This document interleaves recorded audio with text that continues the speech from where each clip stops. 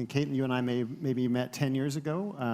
Quick background on Kate. She was at the U.S. Navy when we met, then did a number of other jobs, and eventually became the Chief Sustainability Officer for the United States of America. And now she has a bigger job, which is she's the Chief Sustainability Officer for Google. And so, Kate, really glad to have a chance to chat with you. And hoping we can talk about a couple things today. I think the first would be some of the Google corporate commitments around climate. Second, about how you think about consumers and data and the role that they can play interfacing with Google. And then maybe third, some thoughts about policy more generally and where we're going. So let's start, if you could, maybe tell us a little bit about some of the long-term commitments and some of the short-term actions that Google has taken around climate. Wonderful. Thanks, Ethan. So great to see you again, and wonderful to be here with you all. So at Google, I often say that it's very true that sustainability has been a core value since our founding. It's something that we've been working on for 23 years. And this dates back to really early work. And I'm seeing Amy here in the front row, who ran this program at Google many years ago. We have been doing things like buying renewable energy at scale since 2010, kind of the earliest days of the corporate PPA movement. We reached 100% renewable energy in 2017. We've met that goal for the last 5 years. So a lot of longstanding deep work here. And a couple of years ago in 2020, we announced what we call our third decade of climate action. And this was a set of commitments really looking at how do we make this our boldest decade yet in this decisive decade. And it starts with how we think about leading at Google. So our commitment is that we want to be net zero by 2030 across our operations and value chain. And a key piece of that work is how we think about the Scope 2 emissions, or electricity emissions. And there we've made a commitment that we want to operate 24 hours a day, 7 days a week on carbon-free energy. So this is kind of the next frontier from 100% renewable energy. And we were just talking backstage, there's a great piece of research that the IEA released earlier this week for COP that was digging into and kind of building upon some really good work from Princeton and from TU Berlin that looks at the difference between 100% renewable energy targets, where you're matching on a global basis or maybe a regional basis annual electricity use with renewables, and why 24/7, where you're actually consuming the 24 hours, 7 days a week clean energy, is much deeper decarbonizing. And so we're seeing that as being crucial, not only for electricity systems, but for all of the other areas that we need to decarbonize: manufacturing, transportation. So that's been a big focus for us. And there's a really big technology agenda. So we've been looking at building upon, large-scale wind and solar. What else do we need to get there? And it's a variety of things. We're looking at how do we use machine learning to do better early prediction of wind to make wind more effective. We're doing that work with AES.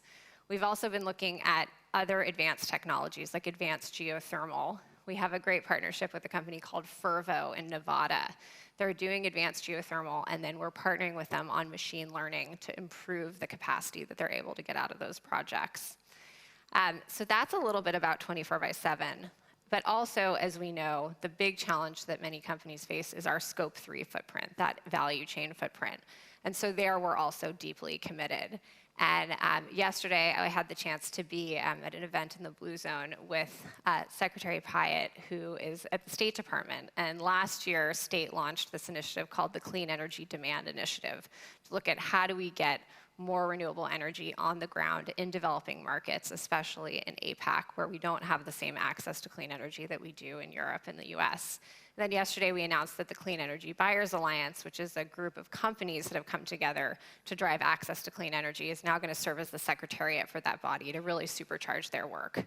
So for the value chain, we're very focused on clean energy deployment, but also looking at other solutions like the circular economy. We've also done a lot of work on designing out waste, keeping products and materials in use. That also has a really important benefit from a supply chain perspective. So that's a little bit of the work that we've been doing on the Google side. You've been busy. That's the short story. But I see a number of people in the audience who I know are real energy pros. But to maybe break it down for those who aren't and those who are online, when a lot of consumers think of Google, you just go to find the answer to some questions. But where do your emissions actually come from? Like what's the problem you're trying to solve? Yeah, and I think this is something, it's so interesting to think through that lens, because different companies have different business models. And you're right, it's not always obvious.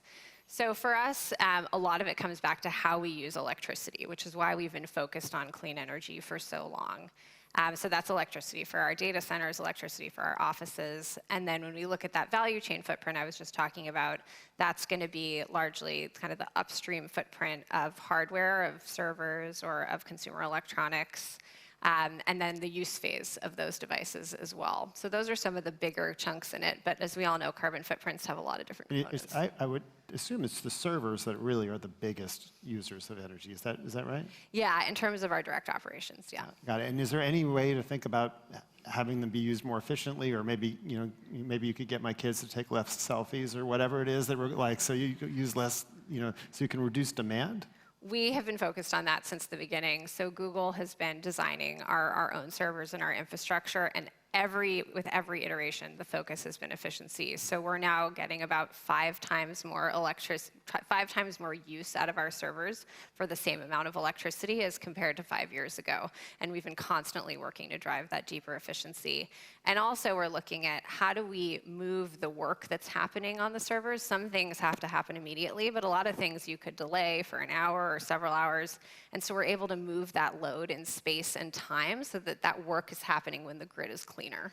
And another question, again, maybe for the novices, but if you were able to essentially meet all your electricity or energy needs already several years ago, why is 24/7 important? Like, why is matching when you need the power different, so long as you just buy enough to match what you need?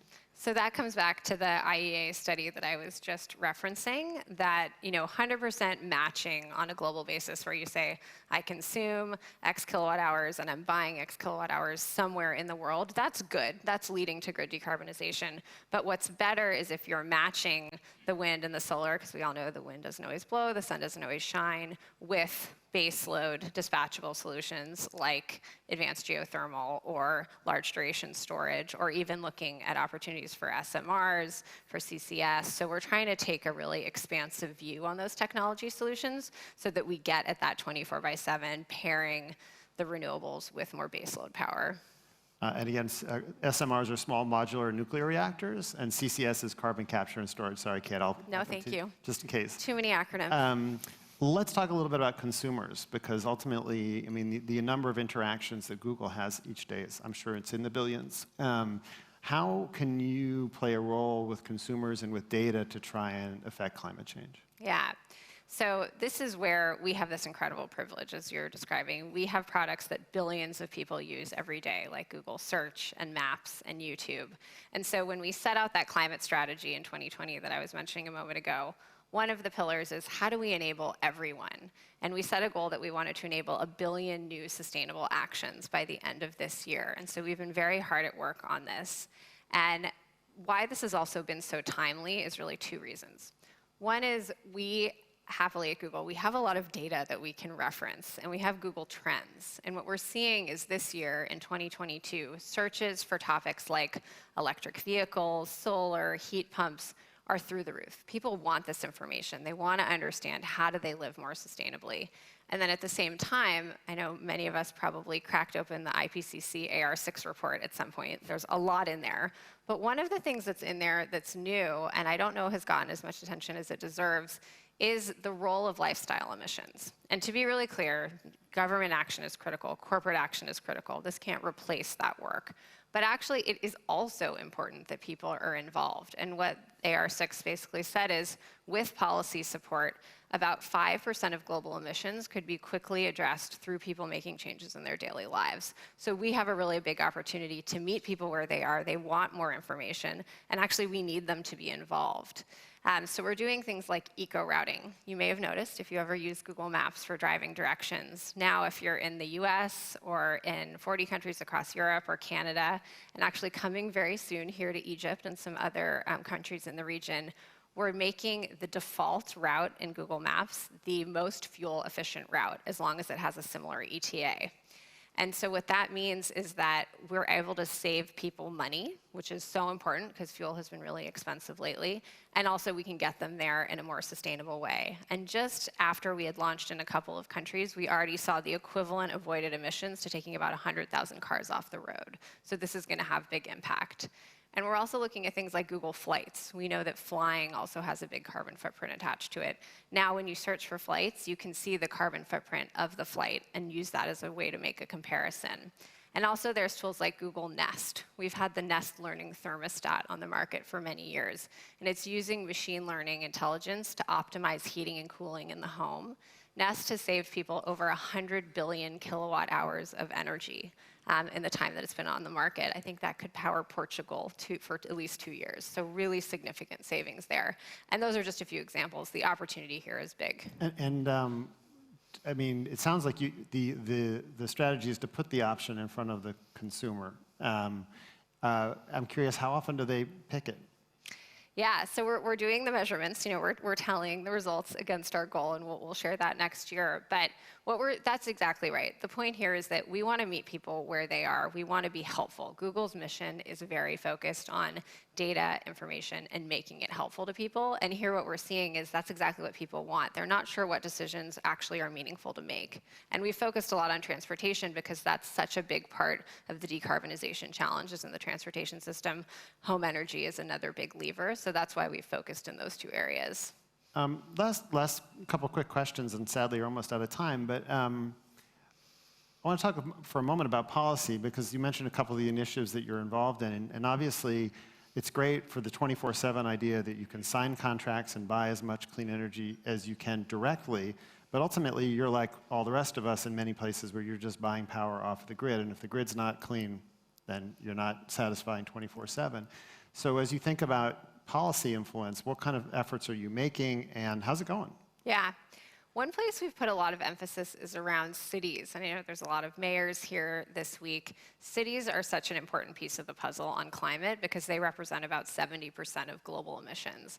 And they often don't have a lot of resources to put together climate action plans and to take action against them. So that's something that we've done a lot of work around. On 24/7, we are partnering with C40, with the Great Cities Organization, to do pilots in cities. So we announced a few weeks ago new pilots in Copenhagen and London and Paris. And just this week, we also, in partnership with C40 Africa, are launching a pilot to do in an African city that will be named soon. So that's a place where we're seeing it's really useful to partner with policymakers and to help them on that deployment. Similarly, we have the SE for All and UN Energy 24/7 Compact that we helped to found last year. And that's a coalition of companies like Microsoft and Iron Mountain, of nations like Iceland, and then cities like Des Moines, all coming together to think about how do we unlock 24/7 from a policy perspective, as well as through data, through tools, through partnerships. So that's been a big focus for us. And I assume that as you sign these contracts, some of the challenges, of course, is just the same thing that anybody, if you want to work in some of these developing countries, is just the state of some of the utilities themselves. Is there anything that can be done about that? I mean, we've done a lot of research looking at developing countries, and sadly, the level of clean energy investment that's gone on there has really been, away from China and some other success stories, it's been very low. Is there anything you guys can do to try to mobilize more of that?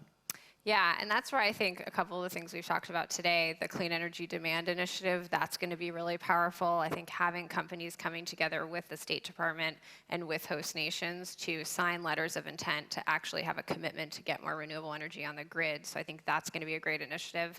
And also the work with C40 at the cities level. We find that C40 is such an amazing partner because they know the mayors, they know their teams. And I think we'll learn a lot from doing that pilot in Africa because it's going to look different than doing it in Paris. Yeah, I imagine that it would. I'm seeing the seconds tick down. I wish I had time for one more question, but I'm not going to take the chance. I'm going to stay on target and just say, Kate, thanks so much for joining us today. It's really been a pleasure, and please join me in thanking Kate Brandt. Thank you.